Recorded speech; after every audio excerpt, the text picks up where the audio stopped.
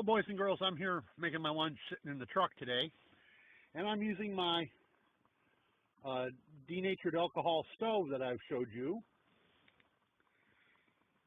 It's only been on cooking for about 20 minutes, and look at that. I've got a full rolling boil. 20 minutes. The Jell canisters I was using with the Jell would never bring that pot to a boil, ever. I once let one burn for the entire so-called 2 hours until the can was completely burned out. It would not bring that pot to a boil. The Jell would not.